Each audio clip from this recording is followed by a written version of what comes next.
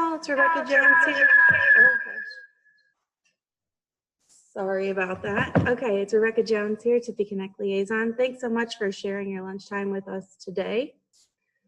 Today we're going to be continuing our four-part leadership series. We're actually wrapping it up, presented by Chad Q. Brown of Profile LLC.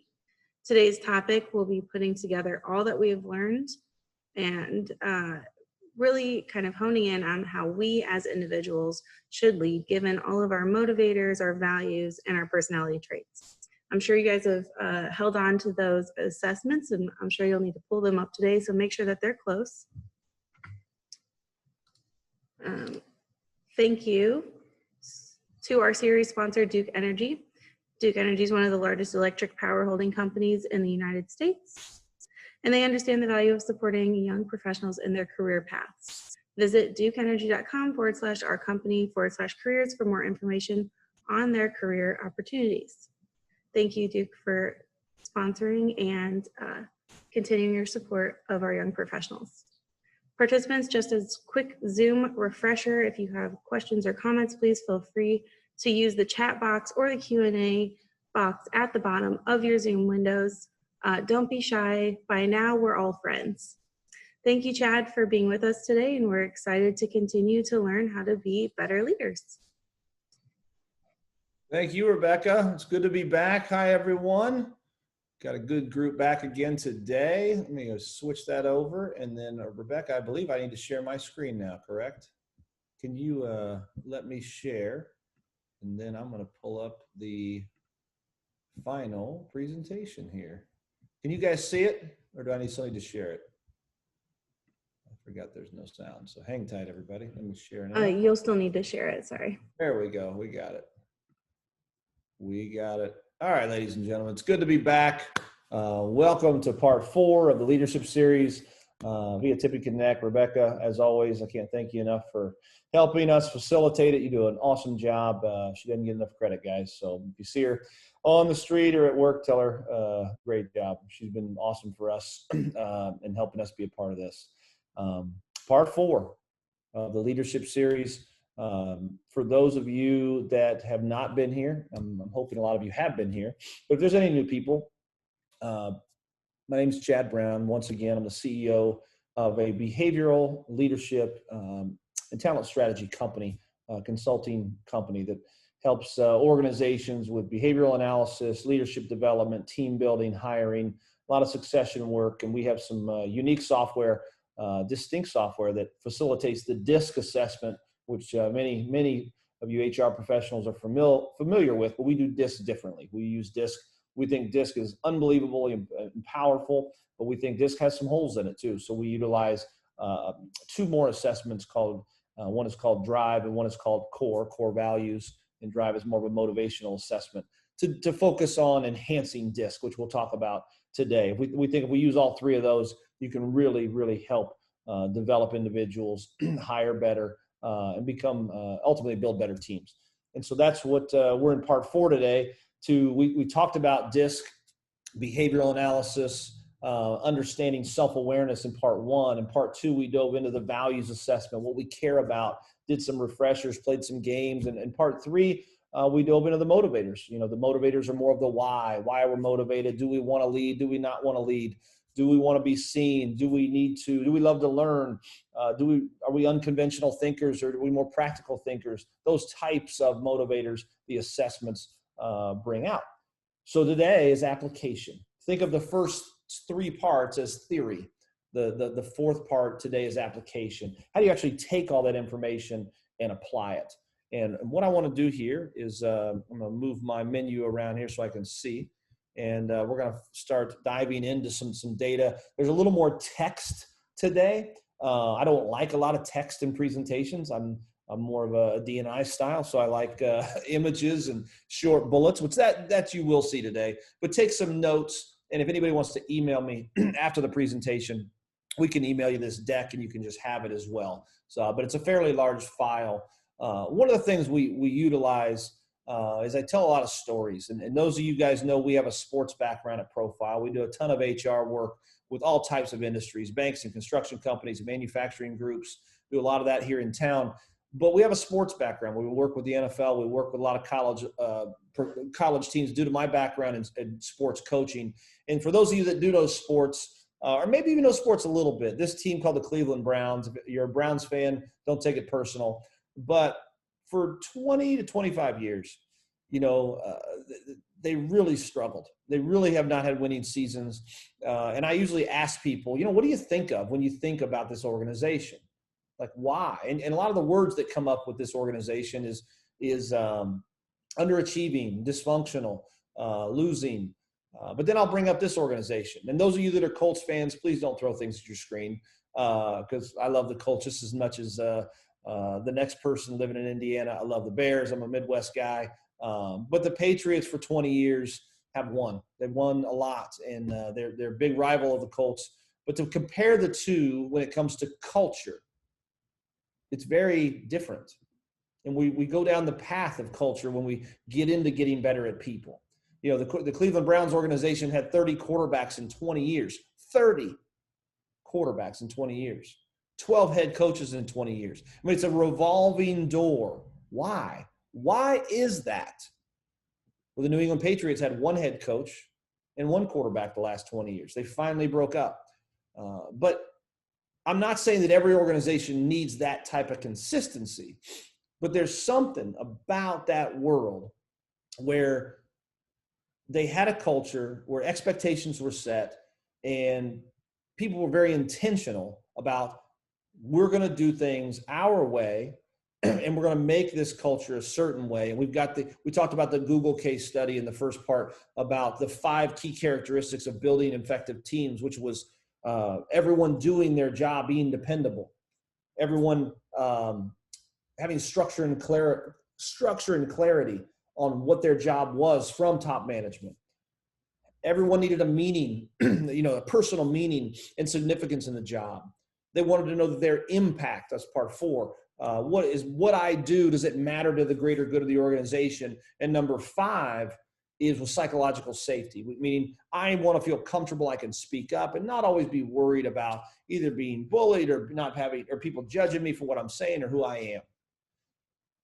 But they're very intentional. If you think about all 5 of those things, you have to be intentional with your culture.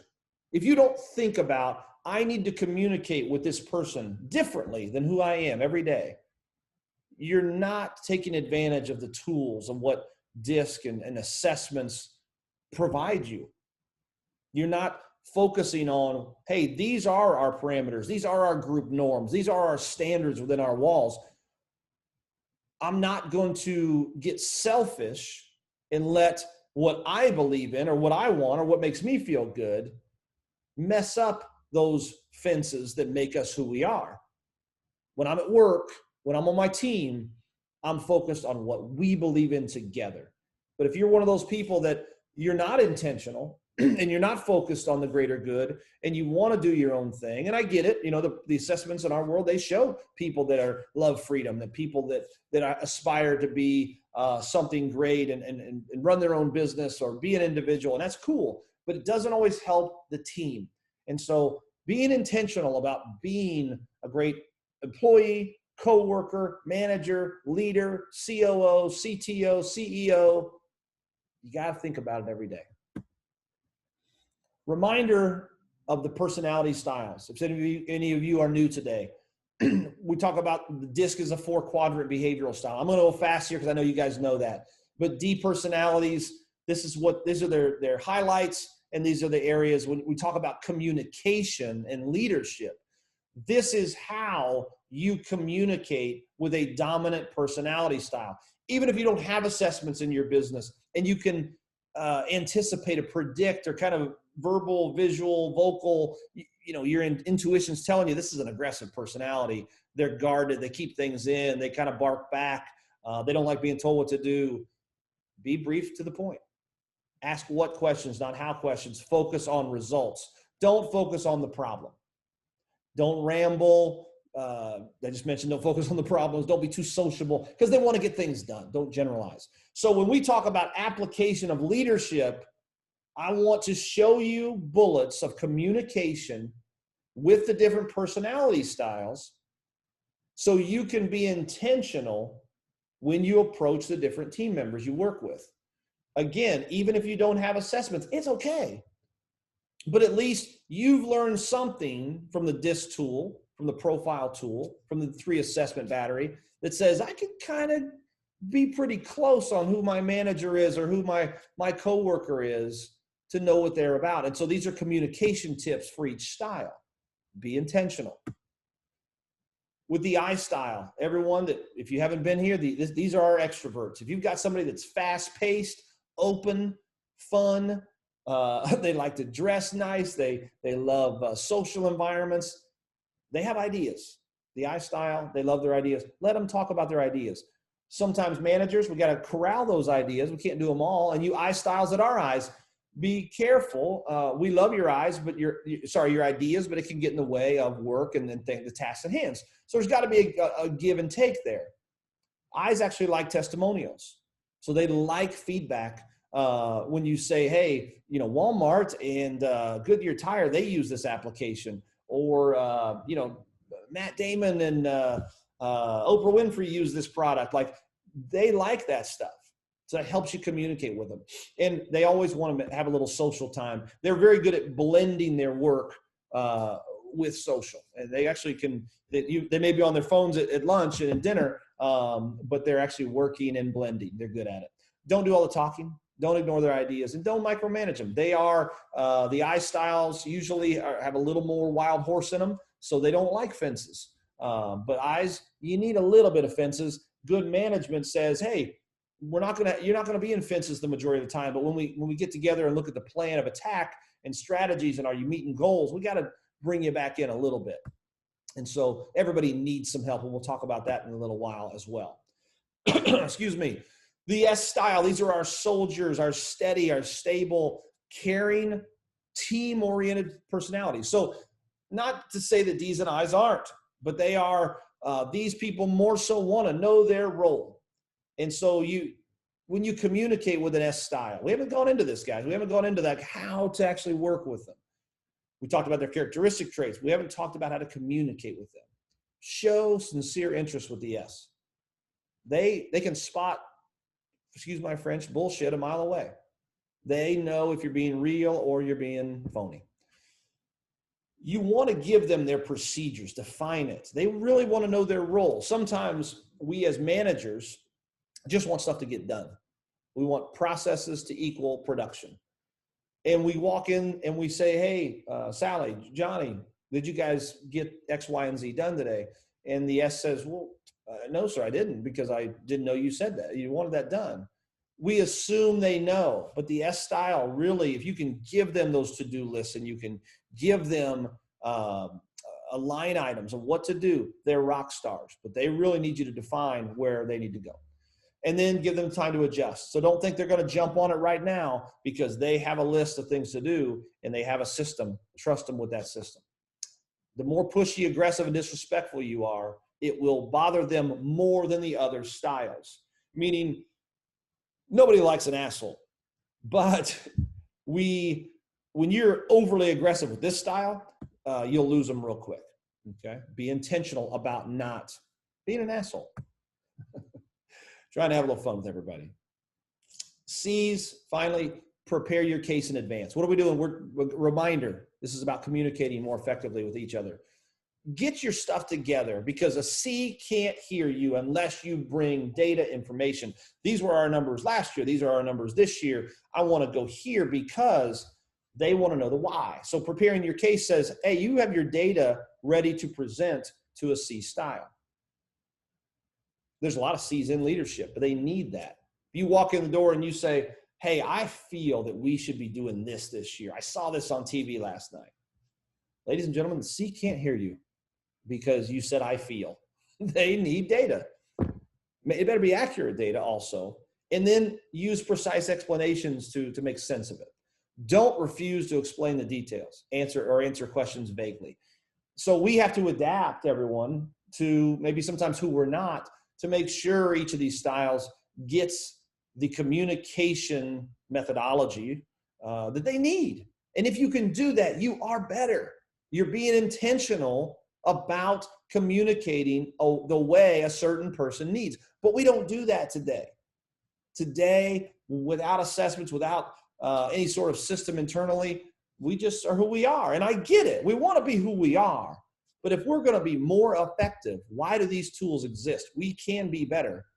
It's just, will you embrace these type of things to be intentional, to be better with those around you? Or you're going to say, you know what? Emotional intelligence doesn't really matter. Let's just get shit done. I don't know if that, I really don't know if that helps. We all know, okay, going back to the Cleveland Browns, and let's go back to the New England Patriots, okay, and organizations like Google that excel and thrive. And there are dysfunctional teams, people that do fail. There are companies that are out of business. And so many times it's because we are so focused on processes and things of that nature, and we forget about the people. Chemistry matters. New England Patriots, Cleveland Browns. Chemistry matters. What is chemistry? How do you quantify chemistry? It's hard. But these are the kind of things that uncover what chemistry actually is. And a lot of it is communication styles. Okay? I'm going to show a video here. This video, turn your volume up. Hopefully you can hear it. I think my mic will do it. If there's anybody can't hear it, I'll turn on the chat so I can see and make sure I see you guys. But this video talks about adaptability. And this is the head of, sorry here, guys. This is the head of HR at Bloomberg.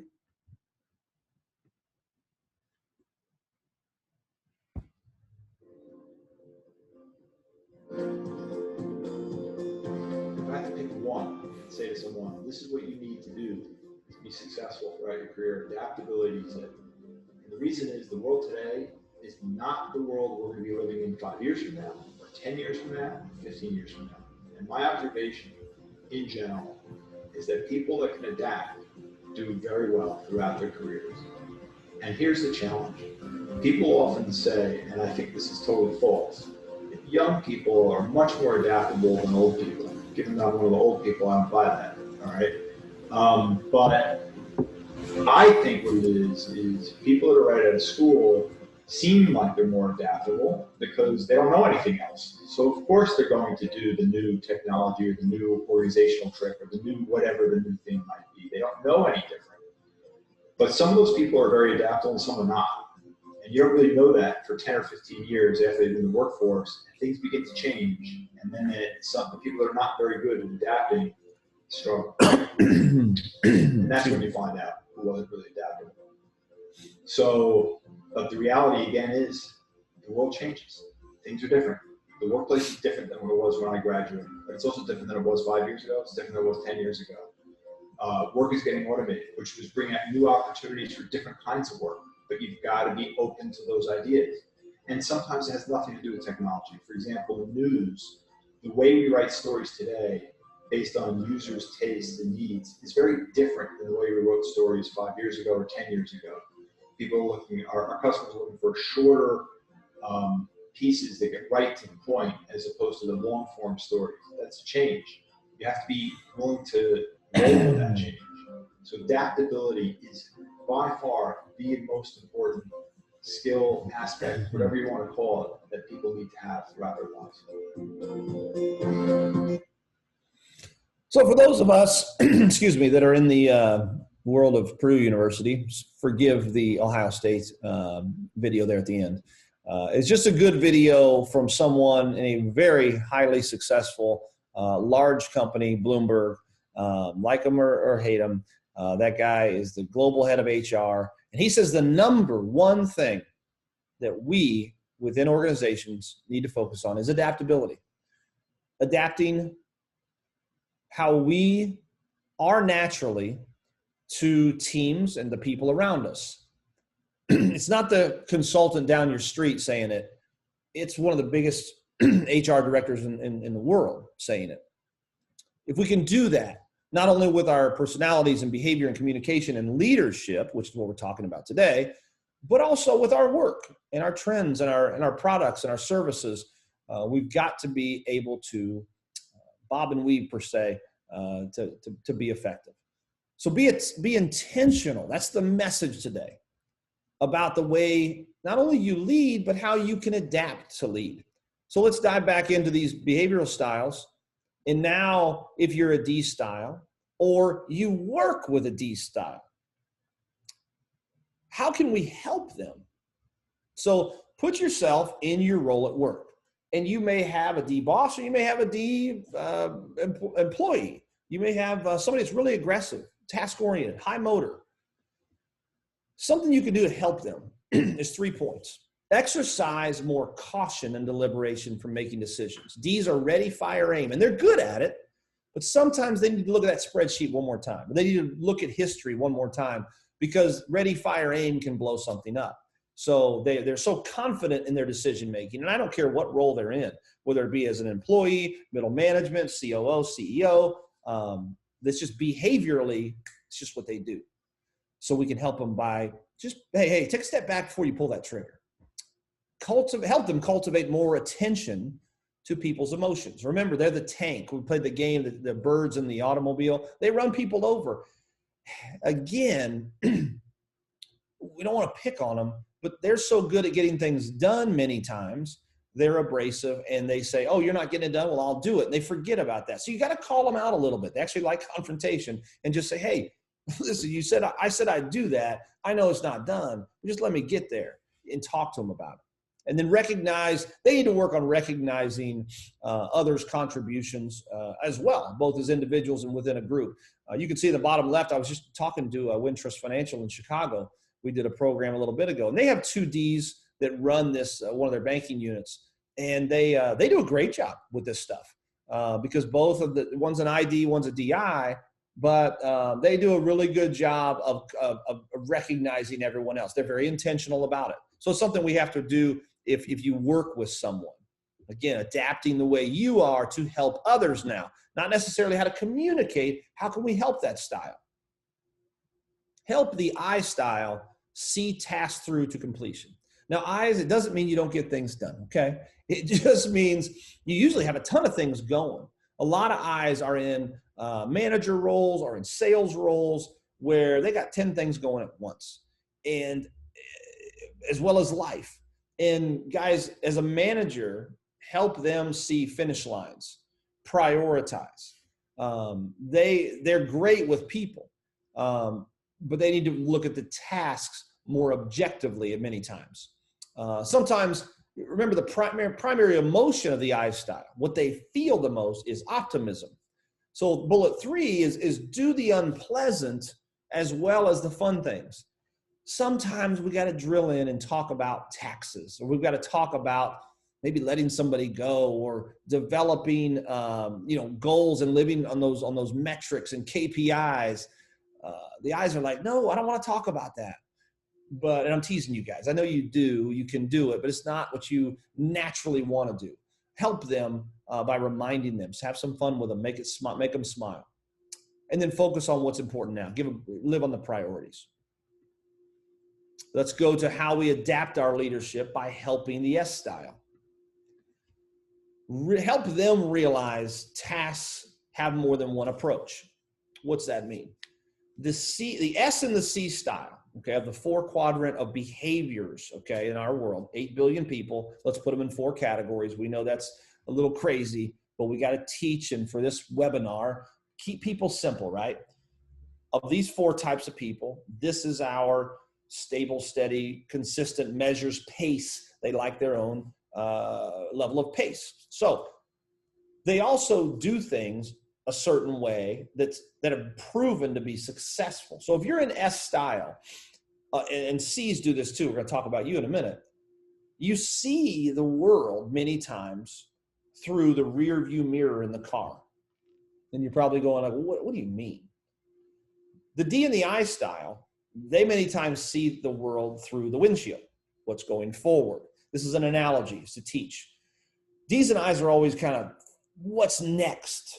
Let's go, let's push the envelope. Let's change culture. Where the S and the C are like, wait a minute, rearview mirror. What worked for me in the past has always worked. It's rock solid. It's a system. Why would we change that? that top bullet is to say, sometimes new things do come along. You may be resistant naturally to deal with those things, new things. But D's and I's, you got to be careful about forcing those things. But we can help the S by saying, going slow and helping them realize there's some new ways to be more effective, more efficient, etc. Bullet 2, become more open to risks and changes. Same thing. That rear view mirror is, if it's not broke, why are we fixing it? But sometimes new ways can help our company become great, become better. And so we want to be open to that, but it's hard naturally for these behavioral styles. It's really important they feel sincerely appreciated. Don't be rude, don't be insincere, and help them speak up, voice their thoughts and feelings. Equality of conversation, equality of people in a room being able to voice how they feel, what they think. Psychological safety is important for all styles, but this style, many times US's, you're so great at being the soldier. Think about what a soldier does. They are, sir, yes, sir. Yes, ma'am. What do you need? I got you. Let's go extreme in the military. They don't speak up because they're not supposed to. But you do have good thoughts. Trust that. Put it out there. And leaders, as if we are leaders, help them. The other thing too, if you're a manager, or a leader, or a business owner, and you will let conversation come out. Sometimes we think we want to walk in the room. I don't care what style you are. If we run a company or we're the boss, we think we have to walk in the room and just talk and own the room. It's important, I think, at times. But the more you have everybody talk, the quality of conversation, the more you understand your room before you start going down certain paths. So the S's, give them permission at times to speak up and give them, because they have a lot of great ideas as well, just like any employee. And how do we help the C's? C's, they view people and tasks. We got to help them view things less seriously and critically. So we talked about the dominant fear let's go primary emotion. Primary emotion is fear of being wrong. It's the thing they feel. They're worried about screwing it up. That's why they're so driven to be perfect. But D's and C's are task oriented. I's and S's are people oriented by nature. The C, critical, analytical, calculated style, they see people and tasks. They see people less critical than tasks. So we want to make sure they're aware that this EQ side of things is important. We want them to share their knowledge and expertise. Just like the S, they're guarded, they're keeping things in, they're indirect at times. And so we want them to open, because I'm telling you guys, these are the ones that solve the problems. They don't want to solve it right away, but I'm telling you, they're the best problem solvers. I don't care if they went to have a degree and a master's degree from Purdue Engineering or MIT, or they just got out of high school. C's are wired to solve problems, and they're good at it. So let them share their knowledge, give them permission. And then remind the C's that sometimes done is better than perfect. Sometimes I use the analogy of Christmas lights. I may have done that last time, but if any of you have seen the movie Christmas Vacation, Chevy Chase is putting Christmas lights on his house.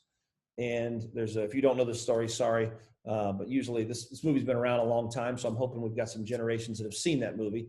But his son walks out with a big wad of tangled Christmas lights.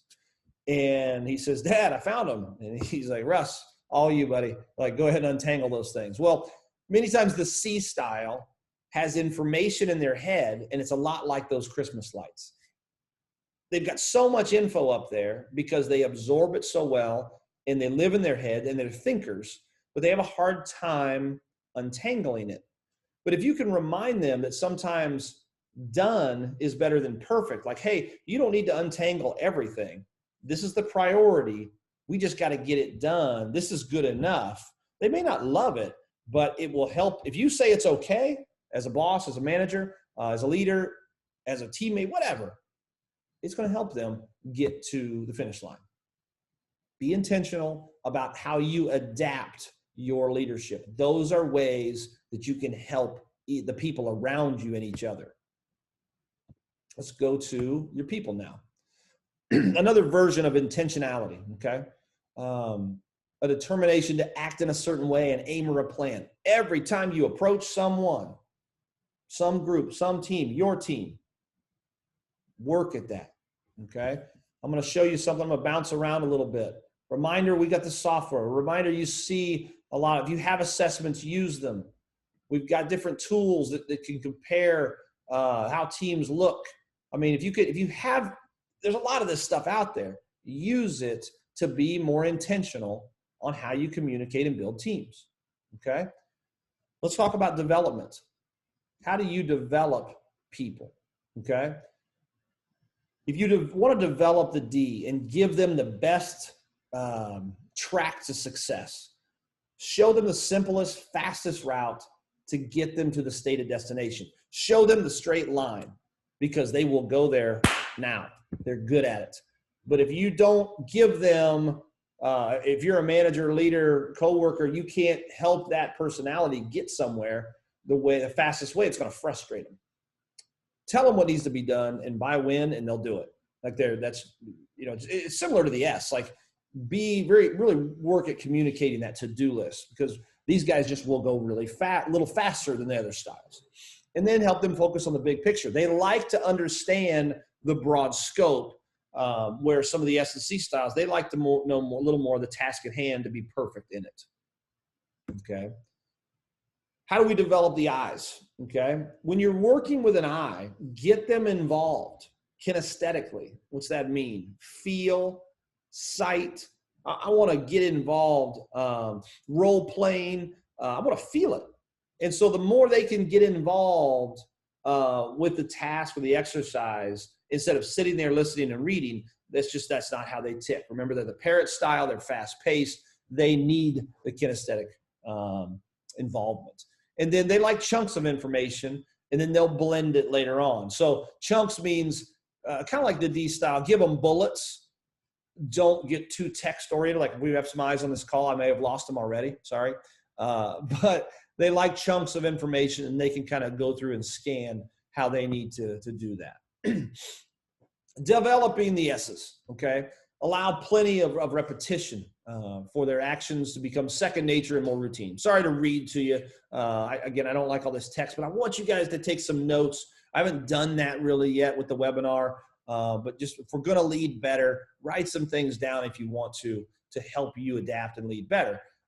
S's like repetition. So if they're a golfer, they want to go out and they want to take a ton of cuts to work on all the different aspects of each swing. Whether it's new software at the office, let them rep and kind of step away from them, teach them what they need to know, and give them time, because they just need that. Once they do, they build their confidence, and it's just, you may be different than that, but if you're intentional about developing an S, give them a lot of cuts at whatever you need them to do. Use a pleasant and patient approach in small group settings. They don't like to be out in front all the time and exposed.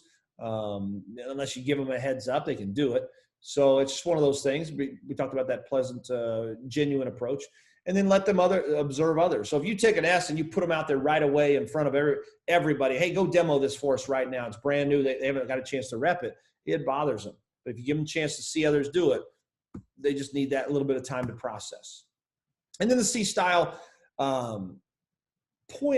develop them, point out the most important things to remember first. Remember the Christmas lights in the head.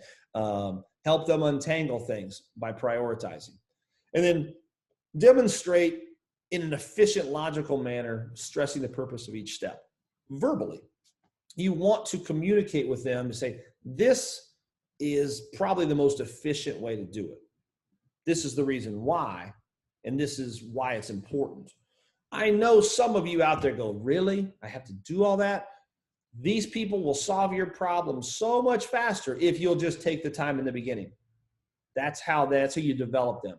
But if you're not willing to do that, it can bother them. And then proceed slowly, stopping at key places to check for their understanding, meaning let them work at their pace, talk to them, communicate, and then check back in on them. They appreciate that. Okay. How about decision making? Okay, let me check our time here. Yeah, we're good. Great. Decision making so they don't take a wrong turn. Okay. how do we help Ds decide? Again, notice how I could be speaking to you, everyone today, about this is what you should do when you talk to someone. We did that, but think of it differently. I like to say, if you're around these people, how can you help them? How can you help them decide? How can you help them adapt? How can you help them develop? That's the little different verbiage we're going with today. And so how do you help a D make decisions? Okay. They tend to make autonomous, no-nonsense decisions. Just do it. But if the decision will help them meet their goals, they'll go for it much faster. If not, so like if they say they're going to say no to things that don't help them meet their goals. I was telling a story with our last client here earlier today about I'm going to take this into the household. Is I know a couple that they love to go snow skiing, and the wife, the spouse, she said, I got asked to go skiing with some friends, and it should be a lot of fun. Do you want to go, honey?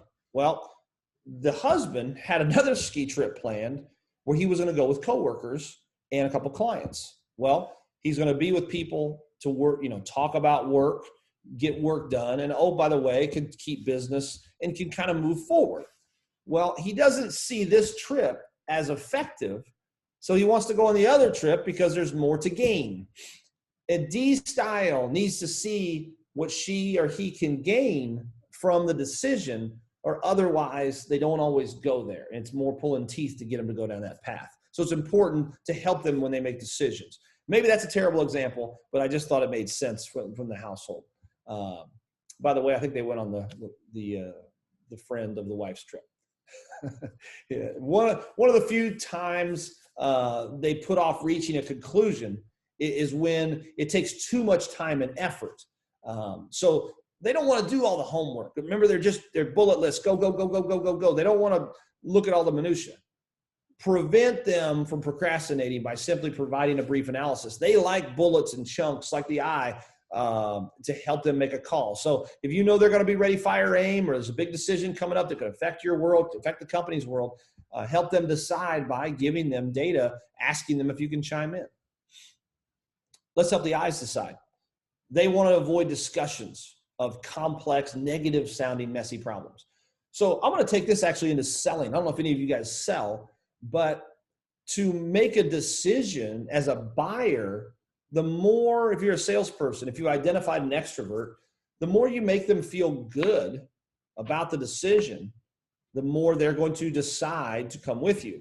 If you're negative and too objective and not a lot of sizzle with your steak, as an analogy, the eye is going to struggle making a decision. They need to feel great about it. They're emotional people. They want to frame suggestions in a positive light, along the same lines. Let's make it positive. And they're an option. So they help them decide. They're open to your suggestions as long as they allow them to look and feel good. So it's got to look good. Remember the testimonials? The eyes need to look good, the parrot style. And we don't want them to require a lot of difficult follow-up detail work and long-term commitments. So because they like to be free. They don't like fences. So if you can do these things, you're going to help an eye make decisions. So the eye could be, the CEO of your company, okay? Or they could be a coworker or someone you're trying to sell to. If you can live on the positive, remember their primary emotion is optimism. That's can get them to make better decisions.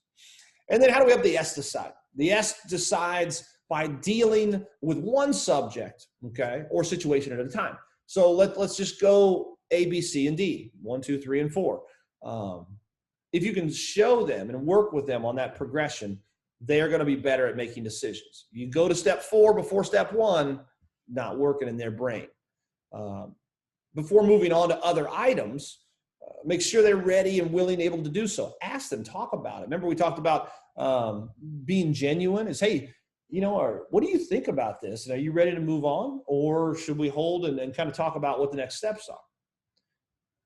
Remain calm, remain relaxed. They don't like, the S style doesn't need anger and emotion and roller coaster approaches. It's consistency and stability is what they care about. Let's stay cool and calm with them and helping them decide. and then encourage them to share their suggestions as to how the decision might be made in a way that's likely to add even more stability to the current conditions. I talked about it earlier, quality of conversations. Encourage them. Don't just let them talk. Tell them we need your feedback. That helps them decide as well. And finally, our C styles. How do we help them make decisions? Let's confirm they're open to discussing the problem or decision. Ask them. So it's a little more, it's not encouraging, it's asking. C's like the what and how questions. Are you open to this? Tell me why, if so. So confirm. If they aren't ready, either to set a definite time, that's better for both of you, or explore their concern and even pursuing the subject. So they are still untangling the Christmas lights. So make sure they're ready. Make sure things are untangled in their brain before you keep moving forward on new decisions. And give them time and space to think clearly. It's like the S, that you got to step away from a little bit to let them go home at night, sleep on it, whatever it may be, to make decisions. And when the situation is being explored, review your impression of the process. I always like to, we have a lot of software engineers here at Profile that are really good, really talented, but I'll go back to them a lot of times and say, all right, now that you've been working on it for a while, what do you think? Am I wrong here? And a lot of times they'll say I'm wrong, but they'll say, this is why. We think you could be even more effective. And what you don't know is they're out there studying the internet. They're studying to give you even more data to help you make better decisions. And so that's how we can help them in their decision making. Lastly, but not leastly, just checking on time here. We've got about 15 minutes left. How do we motivate each style? And I'm going to go fast here to end this thing. We are coaches as leaders. This is a leadership series. Our job is to motivate. But guys, I can't say it enough. You know what? I'm going to go back to the coach's picture. Before I even go to the DIS&C, what you care about isn't what others care about. No offense. Think about the other person. One of the best sales training certifications I ever went through said it's not about you, it's about them. That's the whole point of getting better at people. If you want to say, hey, if I give this person a little more time off, I bet they work harder. I bet they get the job done. They may not care about time off. They may care about more so money, more so a promotion, more so a title, more so about the work. But if you don't know and you don't talk about it, you can't motivate people. Don't forget that. But on the behavioral style, a lot of times motivating a D, it helps them when you talk about the big picture, when you give them options, you clearly describe the probabilities of success in achieving goals. So give them the strategy, pieces to help them. They're strategists. These are naturally strategists. Give them the information they need so they can be a strategist. Give them the opportunity to make choices. And you can set boundaries as a leader or whatever, but sometimes, let's say you're the boss, you have a D, he's a CTO or he's a manager, let them be in charge, but just give them some fences. They deal with fences actually a little better than the I's do, as long as they know, they don't like it, but as long as they know where to go. How do we motivate the I's? I's like incentives. They're pretty competitive. And I'm not saying the other styles aren't, but if it's a chance for them to look good and win in public or win in front of others, recognition, those incentives motivate them, okay? And they'll go a little further if they know you've dangled that carrot. Show them how they can look good in the eyes of others. I just said it. And then create short-term contests that don't require a long-term commitment. What I mean by that is, I's, they're really good single and double hitters. Use baseball analogy. They don't always have to hit home runs. If they're always swinging for the fence and they're striking out a lot because your model is set up for them to only hit home runs, they lose motivation. Allow them to hit singles and doubles and triples to adhere to, so that they're having some success. Okay, it's important with the I. How do we motivate the S? Connect their work to the benefit of the team. This is really like business owners, leaders, a lot of times they don't even pay attention to this. You're always going to have S's. It's the higher percentage of people in the world. They really care about inclusion and how it affects others. So many times they have high humanity. They want to help others. They want to help the whole group. Talk to them about how their work affects everybody. It motivates them. Get them to see how their follow through inks to the greater good. So, hey, if you can get to the finish line a little faster, it's going to help everybody because. And then show them how their work benefits others. A little redundancy on that last one. And then finally, we're going to motivate our problem solvers. Show them how this is the best available current option. C's want to know why. Why? It might bother you. They're not being annoying. They're not trying to be disruptive or disrespectful. They just need to understand why. It's why they're asking you. So show them, and actually ask for their opinions as well, what the best available current option is. And they know it's the best option, or they know it's the fastest route to success, most efficient route to success, the smartest route to success. They are motivated. Avoid exaggeration and vagueness. When you'll demotivate them, the more, hey, you know what? I feel we should do this today. Let's just do it because. You lost them. They're done. They need to know precision and appeal to their need for accuracy and logic. Another redundancy, but the whole point of today is how do we improve with leadership, adaptability, so we can lead better and take our behavioral style and coach even those around us who may be different. Okay, that is actually how we're going to wind this thing down. It's a little shorter than the other programs. But we still actually not so much. We've got about 10 minutes left. And what I'd love to do is kind of open this up. And Rebecca, I don't know if you've seen the Q&A or I'm going to kind of open these up. But if there are questions about how to lead better, how to adapt your style, how to help your people, how to help them make decisions, let's talk about it. I've got bear with me here. I've got the Q&A up. Do we have any questions? So there was just one question from Tommy, if we can get a copy of the material being presented.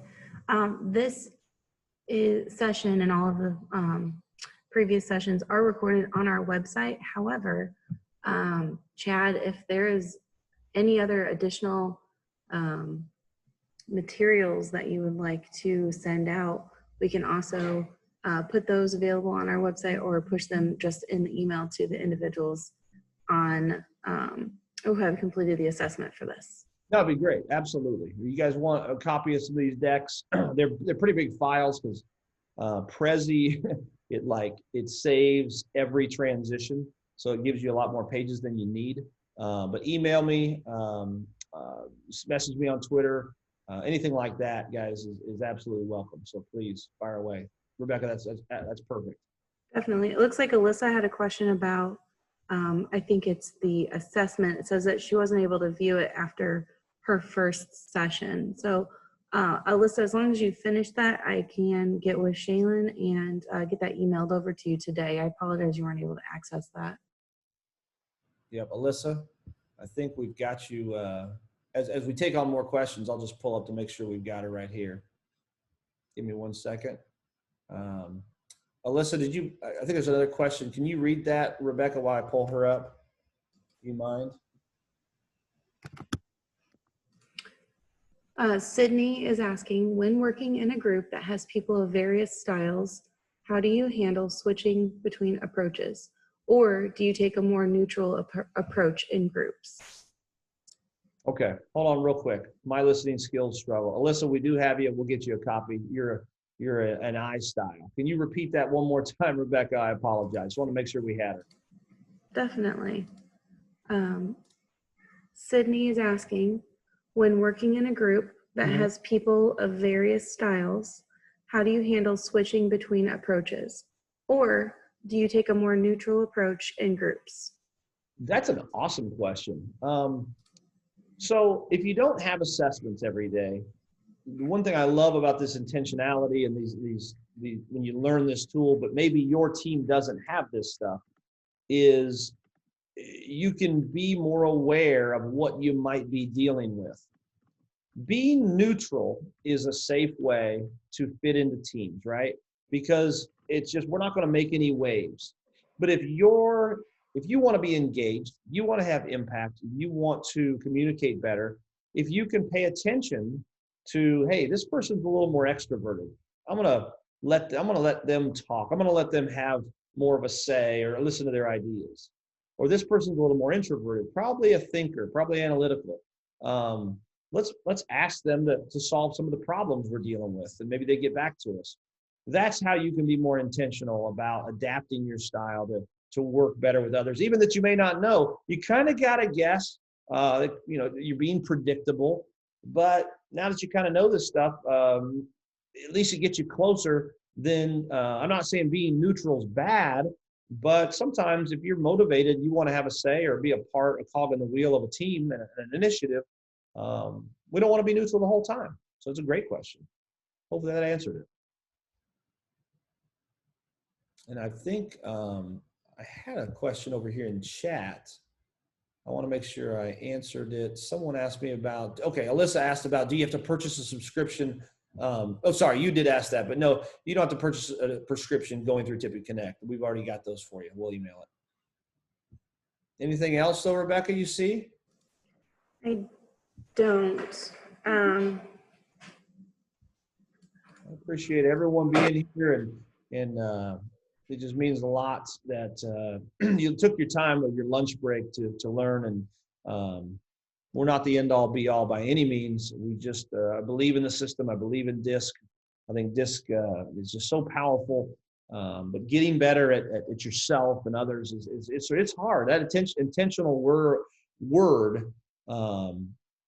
It's just something that, like, if you think about it, like, when was the last time you did it? When was the last time I'm going in with my sales manager today, or my marketing manager today, or I'm working with a whole new group of people, and we actually paid attention to maybe how they tick so I can be better with them, more of a plan.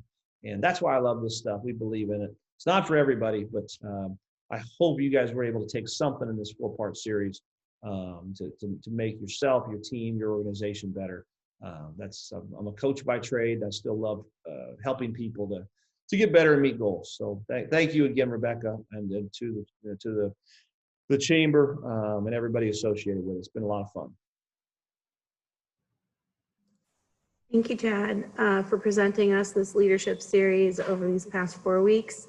I sincerely appreciate it. I know that I bring like I've said this a million times, but I bring my assessment everywhere I go, and I really take some time to understand what's in it for me and reread it. And each time I read it, I understand something a little bit different. So don't put those assessments away. Don't put them on, a stack of papers and leave them there, or in a file that, you'll never open. Keep them somewhere that you can refer to them and understand yourself a little bit more each day. And that's going to make you a better leader. So I hope everyone soaked up as much information as they could in this last hour and over the last 5 weeks. Again, Chad, thank you. I'm going to launch a quick poll real quick. If you guys could take the poll and just let us know who you are and if you've learned something new today. Thank you all for joining us. If you'd like to rewatch this webinar, visit our website at tippyconnect.com or click the link in our follow-up email. Go lead confidently and have a fantastic Thursday. Thanks for joining us. Thanks, everyone. Bye-bye.